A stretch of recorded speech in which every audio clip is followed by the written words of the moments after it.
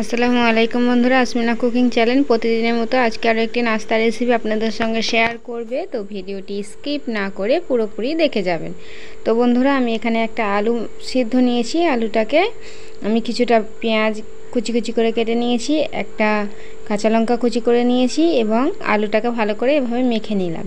নেওয়ার পর আমি এক সাইডে রেখে একটা পাত্রে নিয়ে নিয়েছি। নিয়ে তাতে হলুদ গুঁড়ো, লঙ্কা গুঁড়ো এবং লবণ দিয়ে দিলাম। দিয়ে জিরা মরিচ পাউডার দিয়ে আমি ব্লেন্ডার দিয়ে প্রথমে একে অপরের সঙ্গে মিশিয়ে নেব। তারপরে আমি জল দিয়ে অল্প অল্প করে একটা ব্যাটার তৈরি করে নেব। ব্যাটারটা ঠিক এরকম ঘনত্বের হবে, খুব পাতলা নয়।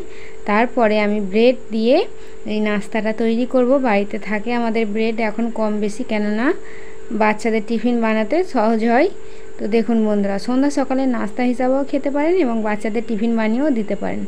তো দেখুন বন্ধুরা, ব্রেডের উপরে আমি আলুর পুরটি দিয়ে দেব, দিয়ে চামচের সাহায্যে চারিদিক থেকে লাগিয়ে দেবো। এবারে আরেকটি ব্রেড নিয়ে তার উপরে চাপিয়ে দিয়ে হাত দিয়ে একটু চেপে নেব।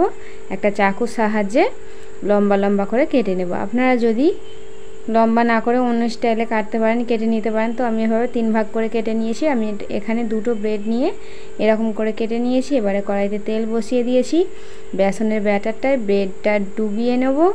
নিয়ে আমি কড়াইতে ছেড়ে দেবো। একটা একটা করে আমি সব কটা দেবো। আমার কড়াইতে দেখতেই পাচ্ছেন 3টে ধরেছে। তো এভাবে আমি লাল লাল করে সব কটি ভেজে নেব। ভেজে নিলেই আমার এই নাস্তাটি তৈরি হয়ে যাবে। হাতে 5 মিনিট সময় নিয়ে এই নাস্তাগুলো তৈরি করবেন, দেখবেন খেয়েও দেখবেন খুব ভালো লাগবে চা নাস্তার সঙ্গে গরম গরম। তো দেখুন বন্ধুরা, কত সহজেই তৈরি হয়ে গেল এই ব্রেডের নাস্তাটি এবং কত সুন্দর দেখতে লাগছে। দেখুন, খুব ভালো লাগবে। এমন কিছু বাড়তি উপাদান নেই যে করতে আপনাদের অসুবিধা হবে। আপনারা যদি ভিডিওটি পুরোপুরি দেখে এই রেসিপিটা করতে পারেন, তাহলে দেখবেন খেয়েও আপনাদের খুব দারুণ লাগবে। তো বন্ধুরা, যদি ভিডিওটি ভালো লেগে থাকে লাইক, কমেন্ট, শেয়ার এবং অবশ্যই করে সাবস্ক্রাইব করে আমার চ্যানেলটির পাশে থাকবেন।